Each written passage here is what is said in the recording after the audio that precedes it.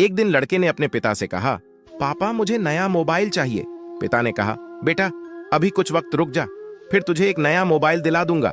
बेटे ने कहा, आपके पास मेरे लिए कभी पैसे नहीं होते हैं। मेरे सभी दोस्तों के पास कोई कमी नहीं है, केवल मेरे पास ही हर चीज की कमी है। आप बच्चे पैदा तो कर सकते हैं, लेकिन उन्हें पाल नहीं सकते हैं। क्या मतलब? इस घर में रुकने का क्या फायदा? मैं इस घर को छोड़कर जा रहा हूं। बेटा रुक जा, मेरी बात तो सुन, हम तुझे मोबाइल दिला देंगे। माता और पिता ने बेटे को रोकने की बहुत बहुत कोशिश की, लेकिन वो नहीं रुका। गुस्से में उसने बैग पैक किया और घर से निकल गया। लेकिन घर से निकलते वक्त गलती से उसने अपने पिता की डायरी अपने बैग में रख ली।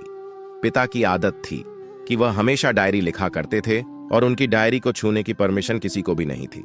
लड़का घर से काफी दूर आ गया और थक कर बैठ गया। जब उसने वो डायरी देखी तो उसने सोचा, आखिर मिल ही गया। खजाना आज पता चल जाएगा कि मेरे पिताजी ने कहां कहां दौलत छुपा रखी है और उन्हें किन किन लोगों से पैसे लेने हैं, और सारा का सारा लेखा जोखा आज मुझे मिल जाएगा। बेटे को लगा इस डायरी में पिताजी की सारी लेन देन का हिसाब होगा। जैसे ही लड़के ने उस डायरी को पढ़ना शुरू किया, उसकी आंखों से आंसू बहने लगे। डायरी की शुरुआती पन्नों में बेटे को जो बाइक दिलाई थी उसका हिसाब लिखा था, जिसकी किस्त पिताजी अभी तक भर रहे थे।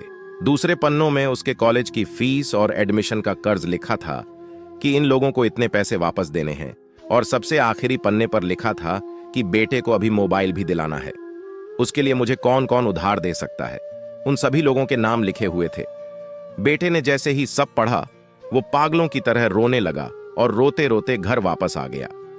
जैसे ही उसने घर आकर देखा तो उसके माता पिता एक कोने में बैठकर रो रहे थे। बेटा अपने पिता के पैरों में गिरकर रोने लगा कि पिताजी मुझे माफ कर दो। पिता ने कहा, बेटा तू रो मत, तुझे मोबाइल मिल जाएगा। बेटे ने कहा, पिताजी मुझे आपसे कुछ नहीं चाहिए। मुझे पता चल चुका है कि आप इस डायरी को हम लोगों से क्यों छुपाते थे। मैं अब आपको कोई काम नहीं करने दूंगा। मैं मेहनत करके सब कुछ ठीक करूंगा। ये सुनकर पिताजी ने बेटे को गले से लगा लिया। दोस्तों, मां बाप अपना पूरा जीवन, अपनी पूरी खुशी अपने बच्चों के लिए कुर्बान कर देते हैं, लेकिन कुछ बच्चों को लगता है कि उनके लिए कुछ नहीं किया। मां बाप अपनी परेशानी कभी नहीं बताते, भले ही वह कितनी ही बड़ी समस्या से गुजर रहे हों। कभी कभी रिश्तेदार भी उन्हें नीचा दिखा देते हैं तो भी वो सहन कर लेते हैं। लोग भी ताने मारते हैं तो भी वो सहन कर लेते हैं, लेकिन अपनी परेशानी कभी किसी को नहीं बताते हैं, क्योंकि वो आपको कभी दुखी नहीं देखना चाहते हैं। अब आपका फर्ज बनता है अपने माँ बाप को अच्छी तरह रखना और उन्हें सुख देना, ताकि वो भी अपना जीवन का बचा हुआ समय सुख से बिता सकें।